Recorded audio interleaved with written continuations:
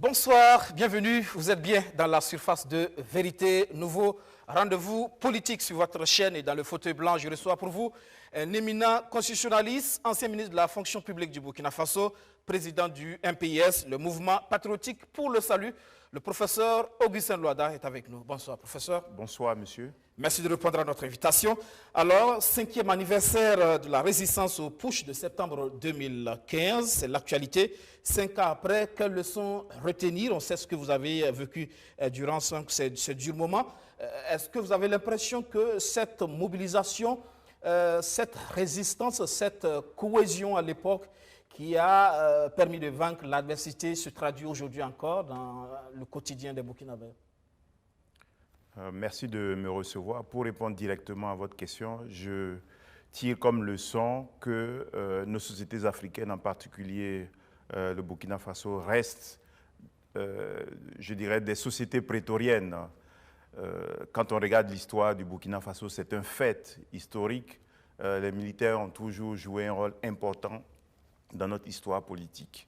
Quand on regarde également dans la sous-région, on voit que le militarisme est un fait historique.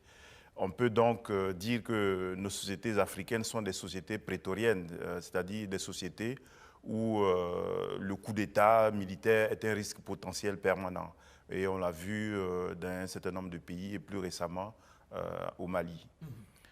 Alors, si on veut mettre fin à ce prétorianisme, à mon avis, il n'y a pas 36 solutions. Le meilleur antidote, c'est vraiment de construire des démocraties solides. On aurait pu penser que l'échec du coup d'État du Burkina en 2015 aurait pu donner des leçons justement aux militaires des autres pays de la sous-région.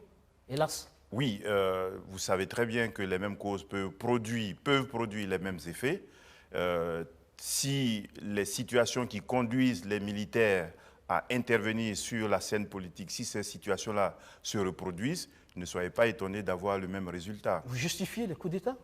Ce n'est pas une justification, c'est une explication. C'est différent. Je constate, comme je l'ai dit, que les militaires jouent un rôle important dans nos sociétés. Ils continuent de jouer un rôle important.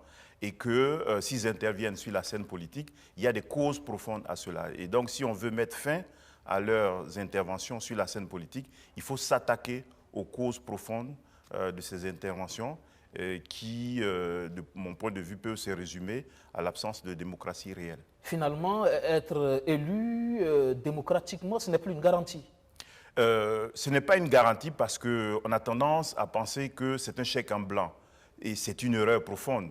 Je crois que les civils et les hommes politiques d'une manière générale doivent se souvenir que lorsque les gouvernés les choisissent comme gouvernants, lorsqu'ils leur confient un mandat, c'est bien pour garantir le bien-être du peuple. Et donc, si les gouvernants ne parviennent pas à remplir leur part du contrat, ne soyez pas étonnés que le peuple rompe le contrat qui les lie aux gouvernants. Alors, le Mali en quête donc de la voie idéale pour mener à bien sa transition. Le Burkina, c'est 1 an avec beaucoup d'embûches, on l'a vu. Là, on parle de 18 mois, 2 ans. Vous qui avez été ministre sous la transition au Burkina, si vous avez un conseil à donner aux Maliens par rapport à justement à la durée d'une telle transition. Moi, je dirais d'assumer, je pèse bien mes mots, d'assumer leur souveraineté avec évidemment les conséquences, les risques qui sont attachés à cette souveraineté-là. Je pense que ce sont les Maliens qui sont mieux placés que quiconque pour trouver les solutions à leurs propres problèmes. Nous l'avons vu dans le cas du Burkina, ailleurs, la communauté internationale fait pression pour le meilleur et pour le pire. Parce que je dis, si on ne s'attaque pas aux causes structurelles qui conduisent les militaires à intervenir sur la scène politique, nous avons beau recommencer le jeu électoral, eh bien, les mêmes causes vont produire les mêmes effets. Donc, si véritablement on veut résoudre les problématiques de manière sérieuse, il ne faut pas commencer par fixer des délais. À mon avis, c'est vrai que les militaires n'ont pas vocation à occuper la scène politique. Leur vocation, c'est plutôt de défendre le territoire. Encore que, là également, il y a du travail à faire. Donc, on peut comprendre qu'il soit pleinement investi dans cette mission-là. Mais je dis, si les causes qui amènent ces militaires-là à intervenir sur la scène politique-là ne sont pas traitées de manière sérieuse, ne soyez pas étonnés qu'ils reviennent encore sur la scène politique dans quelques années. D'autant plus qu'il y a quelques années déjà, le Mali a été victime aussi de coup d'État avec Aya Sanogo. Alors finalement, on se dit, est-ce que ce n'est pas le moment de prendre du temps pour mener des réformes profondes, justement? Je suis de ceux qui pensent que le plus urgent, le plus important, c'est de se mettre d'accord. Il faut qu'il y ait un consensus national sur ce que doit faire la transition.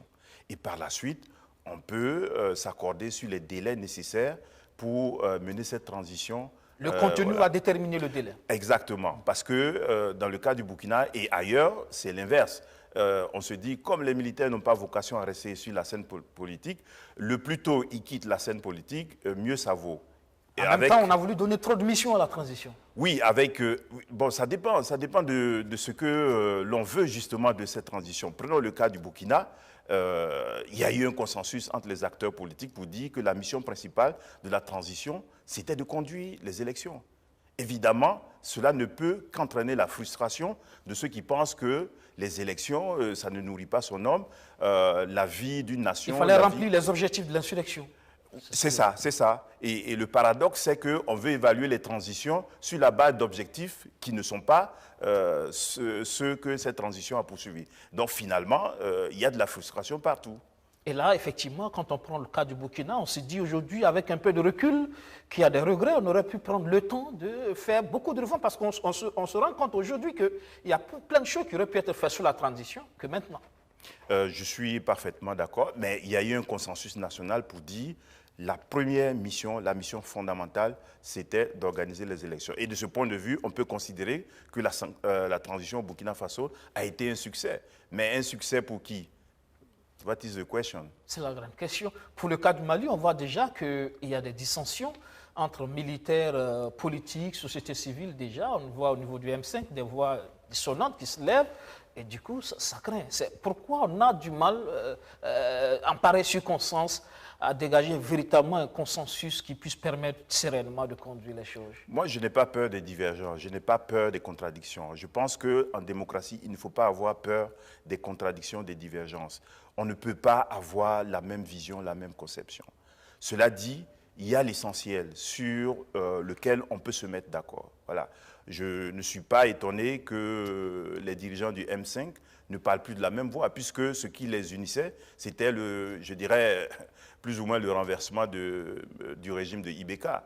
Et une fois que cet objectif est rempli, on n'est pas étonné s'il y a des divergences au sein de ce mouvement-là. Surpris aussi, comme au Burkina, après le départ de Blaise Compaoré, où on a vu toute cette tergiversation, les politiques qui ne voulaient pas assumer, après, on a vu tout ce que ça a créé. Oui, en partie parce que, je parle du cas du Burkina, les acteurs étaient dans l'impréparation. Personne, vraiment sauf ceux qui prétendent avoir planifié les choses, personne ne voyait venir. Voilà, personne ne voyait venir. Donc il fallait parer au plus pressé. Et dans ces circonstances, ne soyez pas étonnés qu'il y ait des erreurs de casting, qu'il y ait même des opportunistes, toutes sortes je dirais, de défauts qui s'attachent à cette transition-là. Mais je pense que ce qui est essentiel, c'est vraiment de s'accorder sur les objectifs, les missions assignées à cette transition et de conduire cette transition de manière consensuelle en tenant compte, bien entendu, des intérêts du peuple, pas des intérêts des puissances extérieures, même si ça s'appelle la CEDEAO. Voilà. De la société civile, la gestion de la transition en tant que ministre, et puis vous franchissez le pas en plein dans la politique désormais avec votre parti, le mouvement patriotique pour le salut.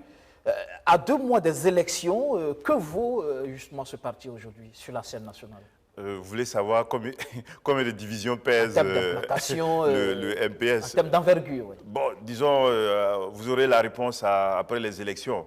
En tant que parti politique qui vient de naître, notre première priorité, c'était de structurer le mouvement. Qu'en est-il justement de cette structuration, cette implantation? Voilà, donc de structurer le mouvement sur l'ensemble du territoire national parce que nous avons vocation à diriger le Burkina Faso. Donc, nous avons essayé de mettre en place les sections. Il y a certaines provinces où n'avons pas pu installer de manière formelle ces sections à cause de la situation aussi bien au plan sanitaire qu'au plan de la sécurité physique.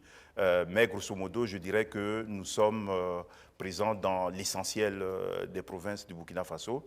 Et notre objectif, c'est véritablement de conduire, de présenter des listes de candidatures dans toutes les provinces du Burkina. Et je pense que cet objectif-là sera atteint. Des candidatures dans toutes les provinces du Burkina. Les dépôts ont déjà commencé. Hein. Est-ce qu'aujourd'hui, on peut dire que c'est effectivement le cas? Nous allons respecter les délais, bien entendu. Parce que c'est le 22 décembre. Oui, oui, oui. 22 septembre. Oui. Soyez rassurés. Nous travaillons d'arrache-pied depuis des semaines et nous sommes sur le point de conclure ce week-end. En quelques mois d'existence, vous avez réussi à avoir les ressources humaines qu'il faut pour justement aller au combat?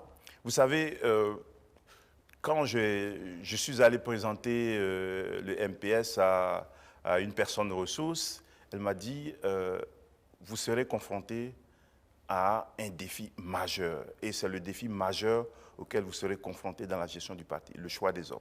Voilà.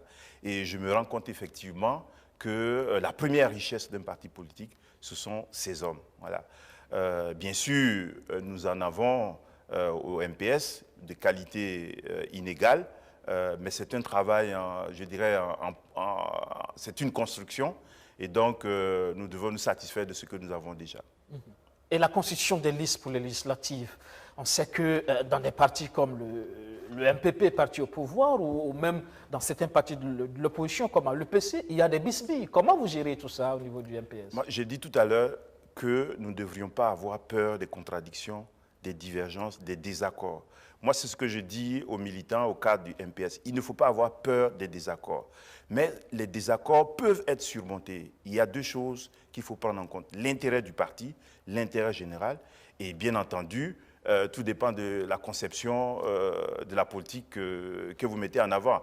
Si vous pensez, comme nous le pensons, et comme nous l'avons écrit dans notre manifeste, que la politique, c'est un service que nous rendons au peuple, c'est un service que nous rendons pour le bien commun, en principe, on ne doit pas faire prévaloir ses propres intérêts sur l'intérêt général. Et c'est ce que nous essayons de faire. Bien sûr, il y a eu des désaccords qui sont exprimés ça et là. Nous avons dû aller sur le terrain pour régler ces désaccords-là. Et voilà, je pense que nous avons réussi à les surmonter. Et pour la présidentielle, le MPS aura son candidat, c'est bien ça? Nous l'avons répété depuis, le MPS sera présent aux élections, à l'élection présidentielle de novembre 2020. C'est un choix. Et le candidat, il est connu, c'est Yacouba Isaac Zida. Vous en êtes étonné? Il n'y a pas de surprise. Je pense que nous l'avons annoncé depuis. C'est vrai, je vois à quoi vous faites allusion. Il n'est pas au Burkina. Il a dit, il viendra au Burkina. Il dit qu'il sera là, effectivement. L'investiture prévue pour le 25 septembre. Il sera là. Il sera là. Il y a deux hypothèses. C'est quand même risqué, non? Pourquoi? Il y a la MACA qui l'attend, non? Ah bon? Il y a une procédure judiciaire contre lui. Bon, disons pour désertion en temps de paix. Bon, d'accord. Je vais m'expliquer sur ce point. Voilà. Vous savez très bien dans quelles conditions il est parti au Canada à la fin de la transition. Il est parti avec l'autorisation du président du Faso au Canada. Donc, pour moi, il n'y a aucun souci s'il veut revenir au Burkina Faso. C'est vrai qu'il y a eu... Il a l'autorisation du président pour revenir. Bon, disons que nul ne doit pouvoir être autorisé à rentrer chez lui parce que je veux dire par là que pour rentrer chez soi, on n'a pas besoin d'avoir l'autorisation du président du Faso. Cela dit, nous savons qu'effectivement, au niveau de la justice militaire, il y a eu des poursuites qui ont été engagées sur décision du pouvoir politique contre l'ancien chef d'État, Yacouba Isaac Zida, pour désertion en temps de paix. Voilà. Nous disons, si nous voulons que Yacouba Isaac Zida rentre dans la paix au Burkina Faso, il n'y a qu'un seul qui peut en décider, c'est le président du Faso. Voilà. Et nous avons pris langue avec les autorités pour leur expliquer que Yacouba Isaac Zida va rentrer au Burkina Faso. Nous souhaiterions que ce soit son statut d'ancien chef d'État qui prévale sur son statut de militaire. Tout le monde sait très bien qu'après avoir occupé des fonctions de chef d'État, on voit mal un ancien chef d'État retourner dans l'armée comme un agent actif retourne dans l'administration. Ce serait, de mon point de vue, politiser l'administration militaire, ou politiser nos forces de défense et de sécurité. Donc, de mon point de vue, ça c'est mon interprétation, c'est son statut d'ancien chef d'État qui devrait prévaloir sur le reste. Je sais très bien qu'il y a eu des incompréhensions entre le président d'honneur, notre président d'honneur et l'actuel chef d'État, mais de mon point de vue, ce sont des questions qui peuvent se régler politiquement. Est-ce que vous êtes dans cette démarche de la négociation pour son retour avec le pouvoir? Bon, disons que nous avons informé les autorités de son souhait de rentrer au Burkina et rentrer chez lui en tant qu'ancien chef d'État. Et donc nous attendons la réponse des autorités. Ils n'ont pas encore répondu. Au moment où je vous parle, nous n'avons pas encore de réponse des autorités. Par contre, votre président d'honneur a déjà la date de son retour. Oui, mais parce que c'est chez lui, le Burkina Faso, c'est chez lui. S'il veut rentrer chez lui, je pense qu'en principe, personne ne devrait vous empêcher de rentrer chez vous. Voilà. Finalement, on se dit, mais est-ce qu'il n'est pas en train de faire de la provocation, tout simplement? Pourquoi c'est de la provocation? Mais c'est un citoyen burkinabé. C'est un citoyen burkinabé. C'est chez lui le Burkina Faso, ce n'est pas chez lui le Canada. Donc, c'est logiquement au Burkina Faso qu'il devrait se retrouver. Parce qu'il y a un ancien chef d'État aussi qui est juste à côté, oui, dans un pays voisin comme la Côte d'Ivoire. Bon, sauf que Yacouba Isaac Zida est parti au Canada avec l'autorisation du président actuel. Voilà. Voilà. Donc, ce n'est pas la même chose. Mais on sait aussi, comme on l'a dit, encore une fois, cette justice qui est là. Et là, comme on dit, il y a la question de, vous êtes juriste, la question de l'indépendance de la justice. Vous demandez au président de faire en sorte qu'il puisse rentrer. Non, sauf qu'il s'agit de... Est-ce que vous ne demandez pas quelque part de s'immiscer dans la justice? Sauf qu'il s'agit de justice militaire. Il s'agit de justice militaire pour laquelle le seul qui a, je dirais, l'opportunité des poursuites, évidemment, c'est le commandant en chef. C'est le commandant en chef de l'armée qui est le président du Faso. Voilà. Donc, il ne s'agit pas de procédure judiciaire lancée par, je dirais, un juge ordinaire, un juge judiciaire. Voilà. Je sais qu'il y a des juges judiciaires qui ont souhaité l'entendre. Yacouba Isaac Zida a toujours dit qu'il était disposé à répondre à n'importe quelle question qu'un juge voudrait bien lui poser pour éclairer un certain nombre de pans de notre histoire. De ce point de vue, il n'y a aucun souci. Notre problème, c'est avec la justice militaire.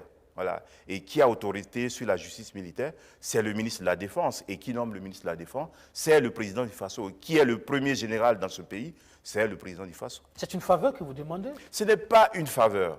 Je pense que c'est une question politique. C'est une question politique. Et donc, elle ne peut se régler que politiquement. Vous savez très bien que Yacouba Isaac Zida, c'est un ancien chef d'État. Que vous le voulez ou pas, c'est un fait de l'histoire. Si vous allez à Kosiam, vous allez voir son portrait. On ne peut pas falsifier l'histoire. Donc, il demande tout simplement à rentrer chez lui. Et pour les fonctions qu'il a occupées ici, il ne demande pas de privilèges. Mais écoutez, quand on a été chef d'État, on a dû prendre des décisions qui n'ont pas plu à tout le monde. Est-ce que vous trouvez normal que sa sécurité soit menacée parce qu'il a pris des décisions, pense-t-il, dans l'intérêt de ce pays?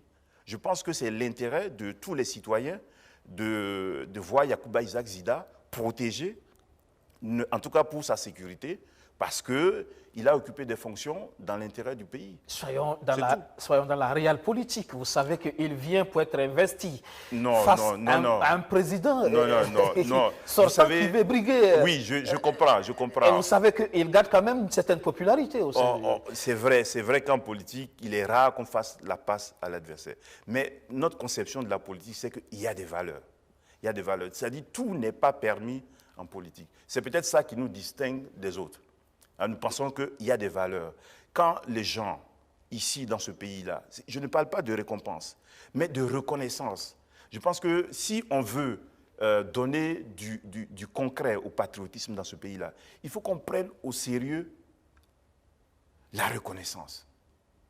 Est-ce que vous trouvez normal que des gens qui ont été blessés pendant l'insurrection, des gens qui ont été blessés pendant la résistance au putsch, ils disent aujourd'hui qu'ils ressemblent à des mendiants? Est-ce qu'on trouve ça normal? Qui va défendre la démocratie aujourd'hui si la démocratie est menacée?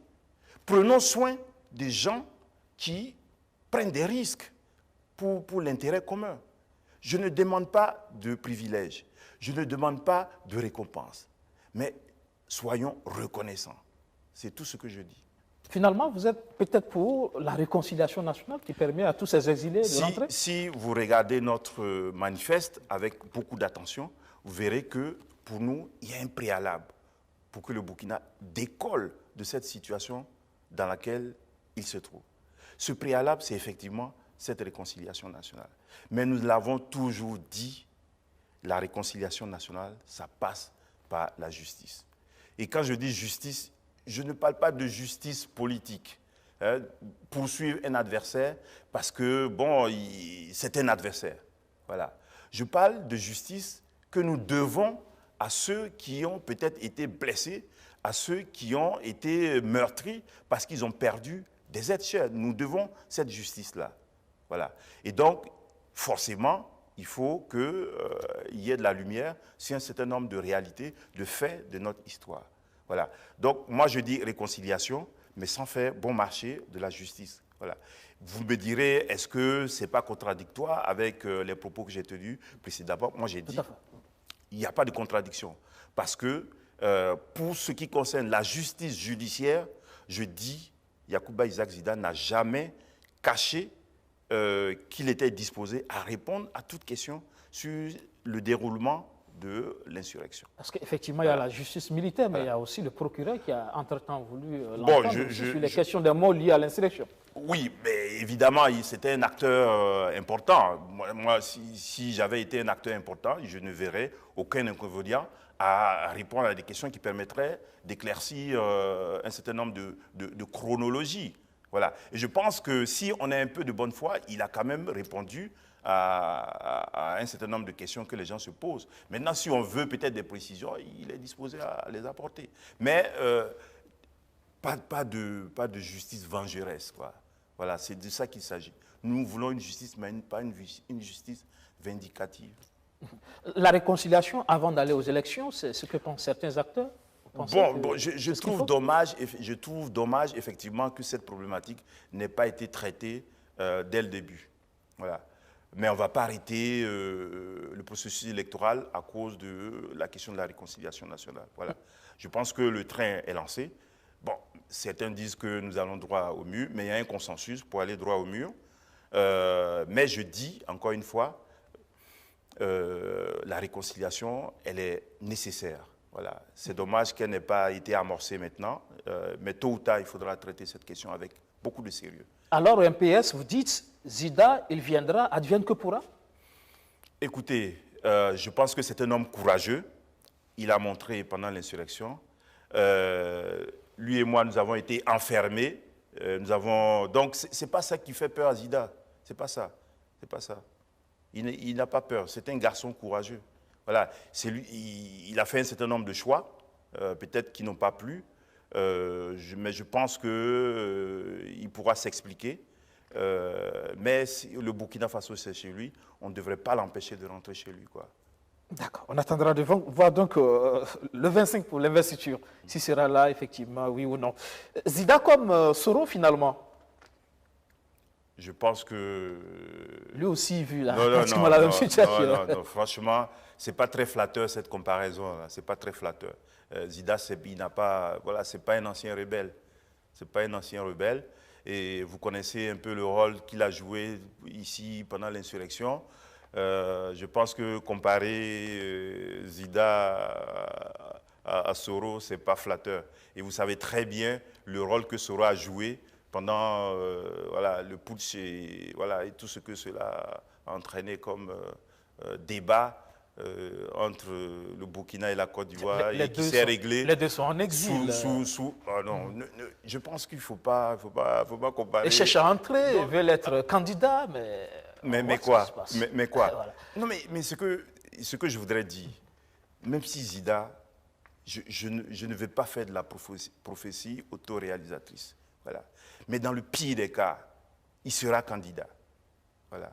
Sauf s'il décide, en son âme et conscience, de retirer sa candidature. Mais nous faisons des choses pour qu'il soit candidat. Les parrainages, nous sommes sur le point de les boucler. La caution, elle sera payée. Donc, juridiquement, il n'y a pas d'obstacle. Je pense que sur ce point-là, oui, pour que juridiquement, il soit empêché, il faut d'abord que les conditions qui sont prévues par le code électoral ne soient pas remplies. Et les conditions, c'est quoi? Nous sommes sur le point de les remplir. La condition la plus difficile, mais nous sommes en train de la régler, c'est la question des parrainages. Ce n'est pas parce que je vois ce à quoi vous faites allusion, ce n'est pas parce que quelqu'un est en prison. On a vu en Tunisie, quelqu'un en prison aller au second tour. Il n'est plus retourné en prison. Voilà. Donc, ce n'est pas le fait... Je sais que dans ce pays, il y a tellement de méchanceté dans ce pays. Quand je lis Facebook, quand je regarde Facebook, il y a des gens qui ne rêvent que de voir Zida menotté, jeté à la maca à côté de ceux qui s'y trouvent. À côté du général. Bon, plaise à Dieu que ce rêve-là ne soit pas exaucé, quoi. Moi, je fais confiance à la justice naturelle, à la justice divine. Voilà, Zida et moi, nous avons été enfermés 3 jours, mais nous sommes sortis par la volonté de Dieu. Vous faites confiance au Conseil constitutionnel, aux institutions de ce pays, dans ce sens-là? Le Conseil constitutionnel, par exemple? Moi, je ne donne jamais de chèque en blanc aux institutions. Voilà. Je ne donne jamais de chèque en blanc. Voilà. Je pense que les institutions valent ce que valent les hommes. Voilà. Quand on regarde effectivement ce qui se passe dans la sous-région, on a vu en Côte d'Ivoire, apparemment les choses n'ont pas évolué. Le précédent...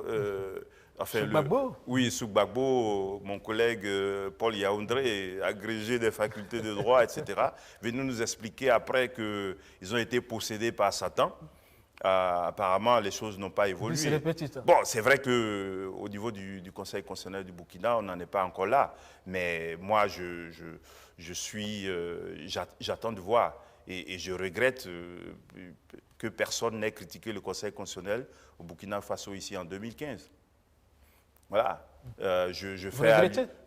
Bon, ce n'est pas un regret, mais je constate. Je sais par exemple que si le Conseil constitutionnel en 2015 avait décidé de passer outre le fait que les gouvernants, je parle du Parlement et du gouvernement, n'aient pas modifié la loi de 2015, le Conseil constitutionnel avait de la volonté. Je pense que voilà, ils auraient tout simplement réintégré les candidats qui ont été par la suite exclus.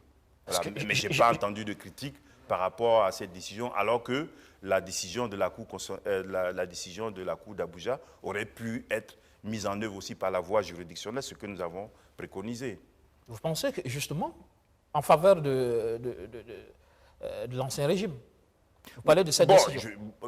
Je veux dire par là, moi, en tant que constitutionnaliste, je sais que dans l'ordre interne, il n'y a pas de décision, les décisions du Conseil constitutionnel, ces décisions-là, elles s'imposent à tous.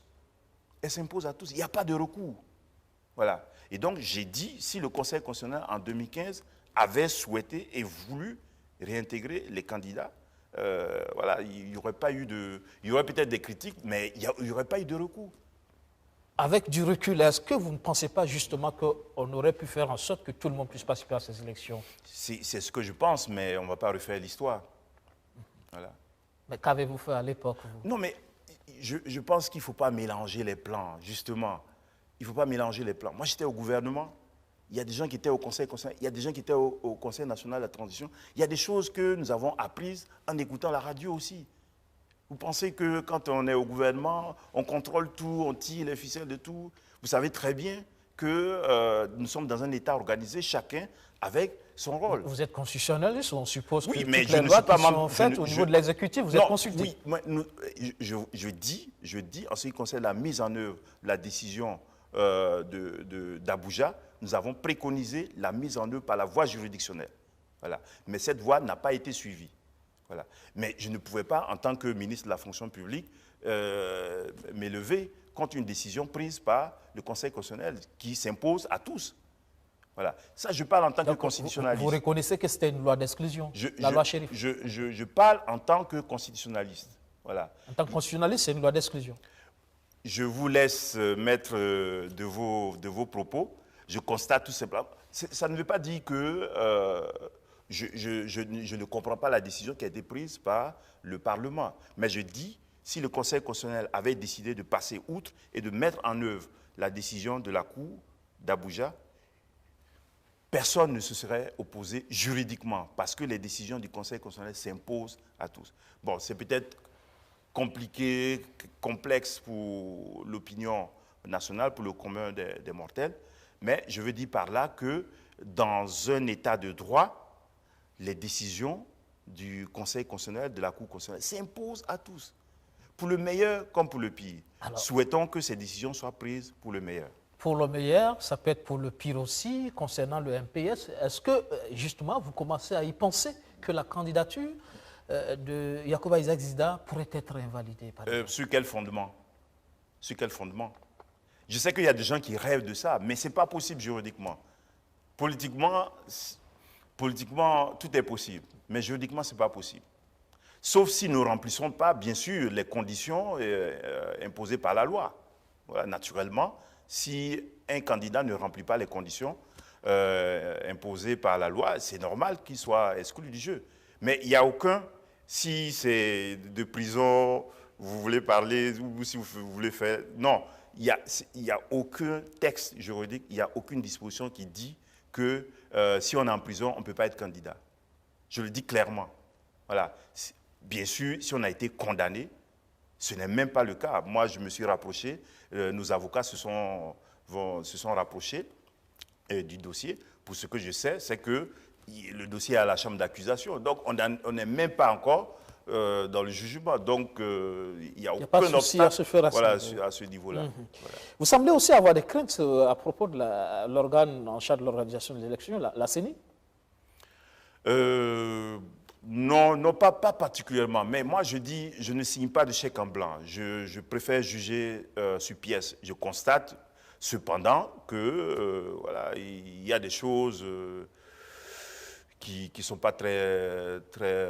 enfin, bien sûr, il y a des choses qu'on peut critiquer dans ce processus-là. Voilà. Et puis, bon, il y a les acteurs aussi qui sont à la tête de ces institutions-là aussi. Comme je l'ai dit tout à l'heure, les institutions ne valent que par les hommes qui les dirigent. Et les hommes qui dirigent la CENI, vous n'y croyez pas? J'attends de voir, mais on se connaît dans ce pays, quoi.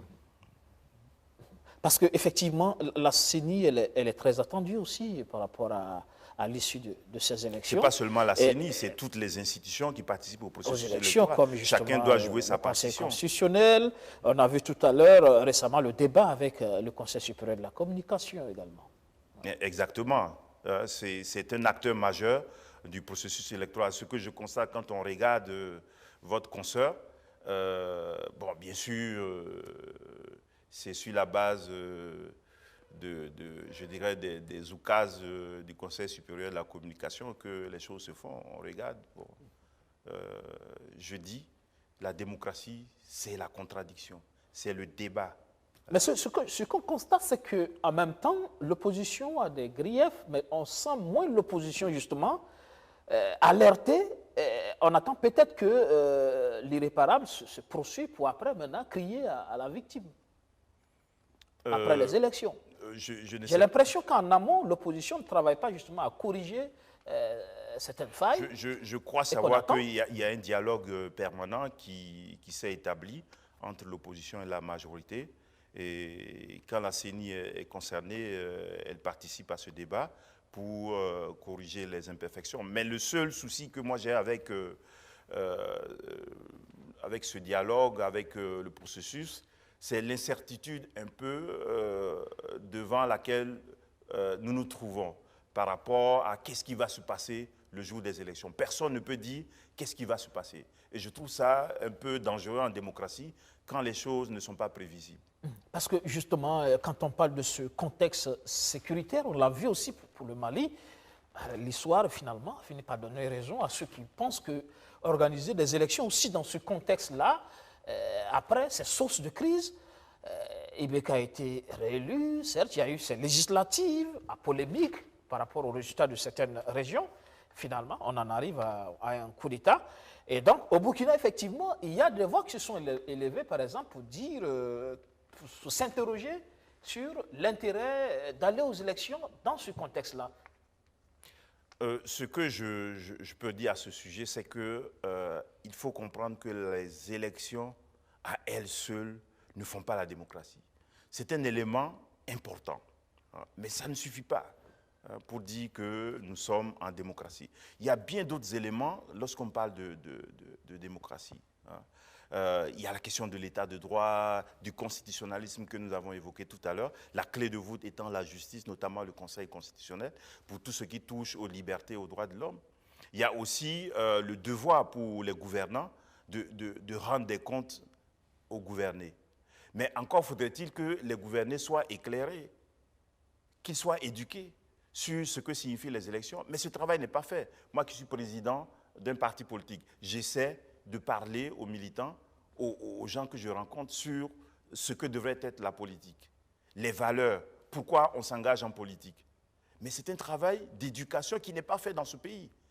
On attend à quelques encablures des élections pour expliquer aux gens pourquoi il faut voter, comment il faut voter, pour observer les élections. Mais il faut expliquer au peuple à quoi servent les élections. Ce n'est pas seulement pour désigner des gouvernants. C'est aussi un mécanisme de redevabilité par rapport aux performances que les gouvernants doivent produire en matière de bien-être général. Si une équipe sortante a correctement fait son travail, si le peuple estime que le bilan est satisfaisant, normalement, l'équipe doit être reconduite. Mais si l'équipe n'est pas satisfaisante du point de vue de son bilan, c'est normal qu'il y ait l'alternance démocratique. Il faut faire ce travail d'éducation. Et s'il n'est pas fait, je pense que le rituel électoral ne sert absolument à rien. Et c'est ce qu'on constate en Afrique. Nous organisons des élections régulièrement, mais cela ne suffit pas, ne permet pas d'assurer, de garantir au peuple son bien-être. Et le code électoral qui a toujours fait l'objet de polémiques, on l'a vu déjà en 2015 avec cette loi qualifiée de loi d'exclusion. Cette année encore, on parle de loi d'exclusion à travers la modification. Parce qu'on estime qu'il y a des localités qui ne pourront pas voter. Je trouve que les mots sont trop forts. Les mots sont trop forts. Voilà. Parler d'exclusion, c'est comme s'il y avait une stratégie délibérée, volontaire. Nous sommes devant une situation de fait. C'est dommage que nous en sommes là. Et je pense d'ailleurs que les responsabilités devaient être situées. Comment ça se fait qu'un pays de 274 000 km², 30% pratiquement de son territoire soit infréquentable? Ça, c'est pas normal. C'est ça le débat. C'est ça le débat. C'est pas normal.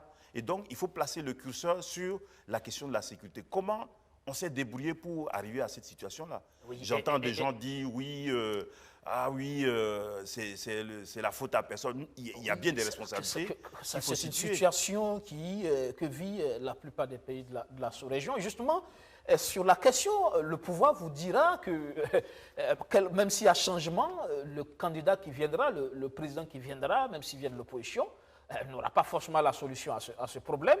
Et on a écouté l'interview de votre candidat, Yacouba Isaac Zida, sur le sujet et qui pense avoir la solution à ce problème sécuritaire.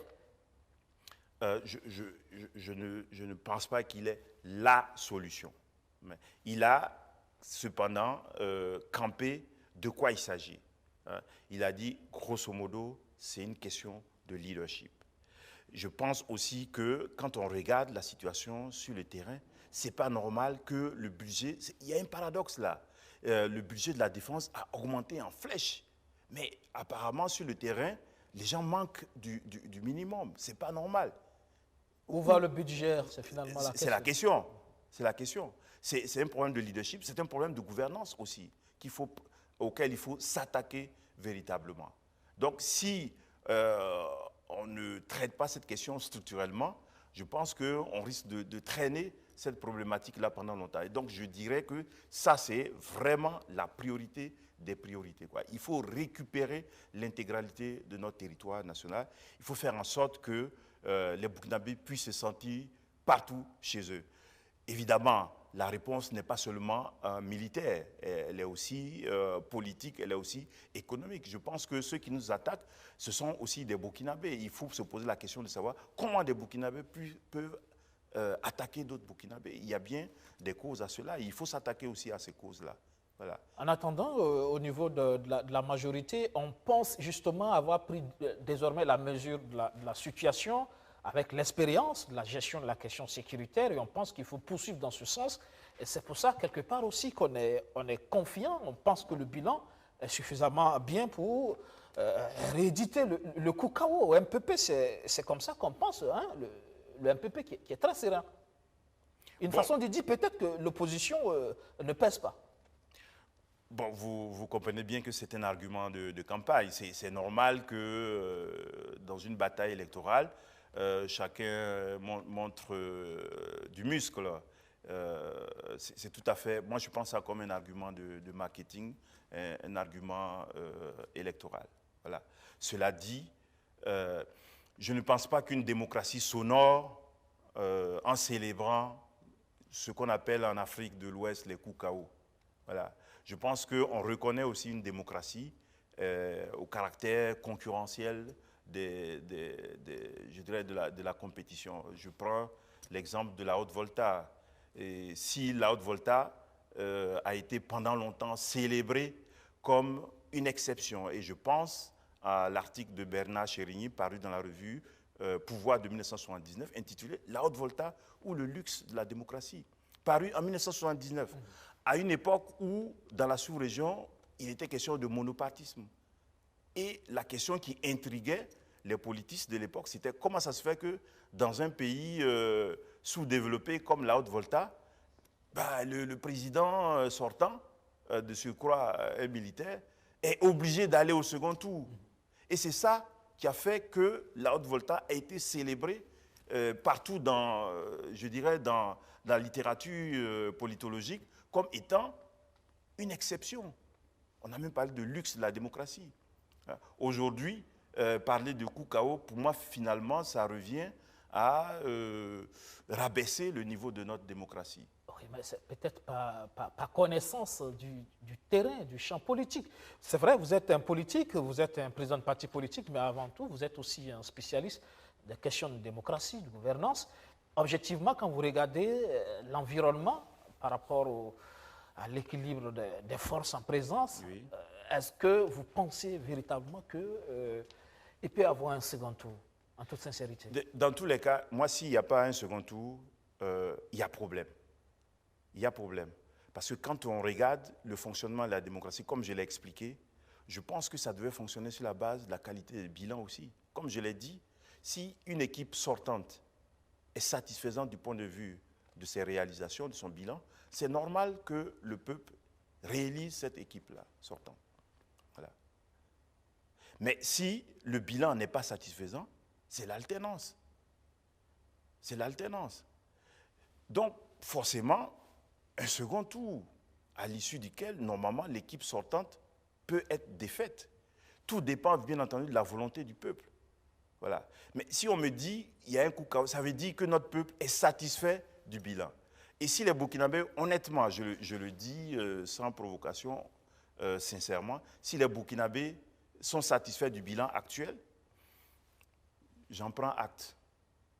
Oui, ça veut dire que c'est ce que notre peuple mérite. Moi, je pense qu'il mérite mieux. Est-ce que derrière la notion de coup KO, est-ce qu'il faudrait aussi penser à des velléités de fraude? Non, je pense qu'on a dépassé ce stade. Je pense qu'on a dépassé ce stade. Je pense que les acteurs sont suffisamment vigilants. Je pense que des leçons ont été tirées de 2015. Je pense que le peuple est plus mûr et que sur ce terrain-là, les tentatives seront enrayées. C'est une question de mécanisme mis en place. Est-ce que vous pensez qu'à l'étape actuelle, telle que les élections sont organisées, la gestion des bureaux de vote, etc., le transfert des éléments, les questions de compilation, etc., est-ce que vous pensez que ça ne laisse aucune place à la fraude? Je pense que l'opposition est consciente des risques et des imperfections et travaille à corriger ces imperfections-là et à mitiger les risques. Voilà. il y a des dispositions qu'on peut prendre maintenant, mais il y a des dispositions qu'on ne peut prendre que plus tard. Notamment, je pense notamment au déploiement des délégués des partis politiques dans les bureaux de vote. A priori, je pense qu'une bonne présence des délégués dans les bureaux de vote, du début jusqu'à la fin du processus, c'est le meilleur moyen de garantir l'intégrité du processus électoral. Si évidemment les dispositions ne sont pas prises dans ce sens, évidemment, certains acteurs mal intentionnés pourraient profiter des failles du système pour fausser le jeu électoral. Mais je crois que l'opposition, d'une manière générale, sera vigilante. Je pense aussi qu'au niveau de la majorité, bon, les gens ne raisonnent pas nécessairement en termes de fraude et qu'il y a des gens sincères, il y a des gens honnêtes aussi qui comprennent que ça ne sert à rien de manipuler les résultats des élections parce que tôt ou tard, on le paye, et très cher. Quels sont vos rapports avec le mouvement Sens de Maître Djervé Kam? C'est la même famille, non? La même famille... d'insurgés, avec peut-être aussi une reconnaissance bon, par rapport à Zida. Oula, c'est beaucoup de choses à la fois que vous évoquez. Je pense, il y a évidemment des acteurs de ce mouvement que je connais très bien, avec qui j'ai des relations cordiales, mais nous n'avons pas encore eu l'opportunité de discuter politique face-to-face. Voilà. Tout simplement. Tout simplement. Tout simplement. C'est possible que sur le champ de bataille, vous vous retrouvez peut-être, il y a peut-être des convergences de vues, non, par rapport à la vision de la politique. Oui, mais les insurgés, on les trouve partout. Hein. Les insurgés, entre guillemets, on les trouve partout, aussi bien dans la majorité, dans l'opposition, que dans la société civile. Voilà. Je pense que ce qui devrait nous réunir, ce n'est pas le fait d'avoir fait l'insurrection, c'est plutôt d'avoir une vision de la politique, celle qui consiste effectivement à considérer la politique comme un service qui est rendu au peuple. De ce point de vue, il y a des convergences. Je suis d'accord avec l'idée que lorsqu'on rentre en politique, ce n'est pas pour se servir, mais c'est pour servir le peuple. Et pour moi, servir le peuple, ça veut dire quoi? Comprendre quelles sont les problématiques fondamentales qui se posent dans ce peuple-là, sur le plan économique, sur le plan social, sur le plan de développement. J'ai parlé de l'éducation, etc. Il faut faire ce travail-là. Hein, il faut faire ce travail d'éclairage, ce travail d'éducation, même si c'est difficile, même si ça ne rapporte pas du point de vue électoral. Je pense que c'est la responsabilité des élites d'éduquer le peuple. Voilà, de lui faire comprendre quels sont ses droits, quels sont ses devoirs et comment il peut faire pour améliorer son bien-être. Voilà, en étant plus exigeant vis-à-vis des gouvernants.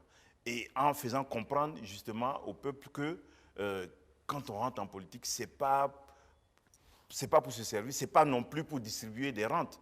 Parce que quand vous rentrez en politique, la première des choses que les gens vous demandent, ce sont voilà, des rétributions. Ce sont des rétributions. Y compris lorsque vous voulez collecter des parrainages, les gens veulent bien, mais ils vous demandent, mais qu'est-ce que je gagne dans ça? Mais ce n'est pas cette conception que nous avons de la politique. Et c'est d'ailleurs cette conception qui conduit l'Afrique à stagner.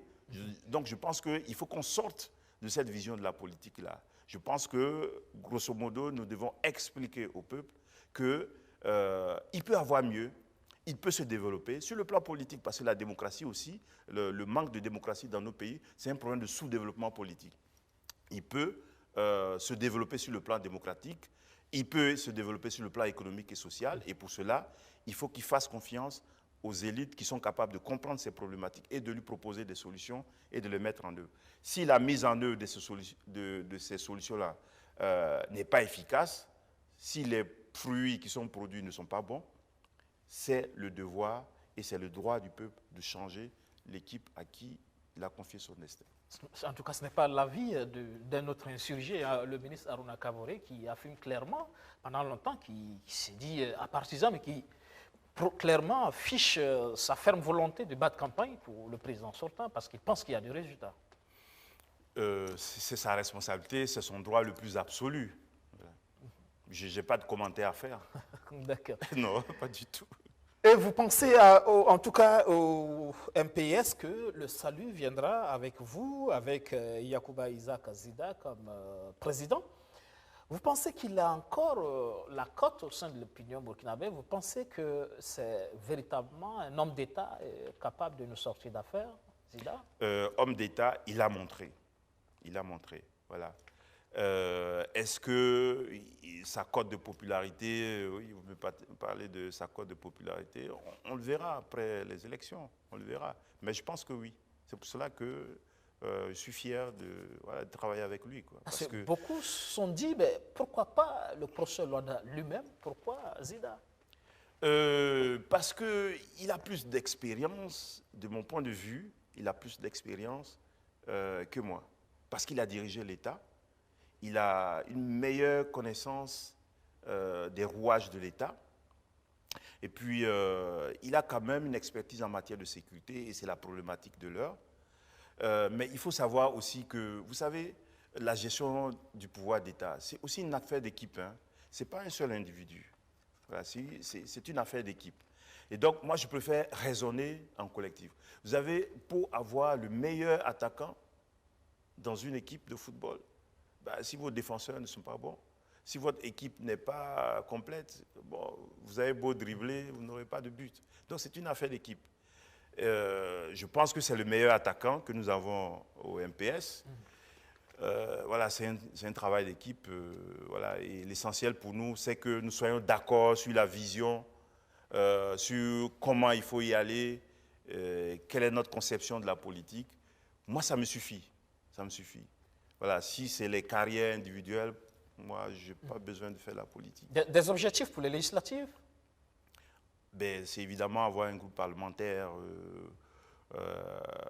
à l'Assemblée nationale. Voilà, le professeur Laura sera sur la liste? Ben, c'est un devoir pour moi. C'est un devoir pour moi. D'accord. Merci, professeur Augustin Loada, président du MPS, le mouvement patriotique pour le salut. Nous sommes en fin d'émission.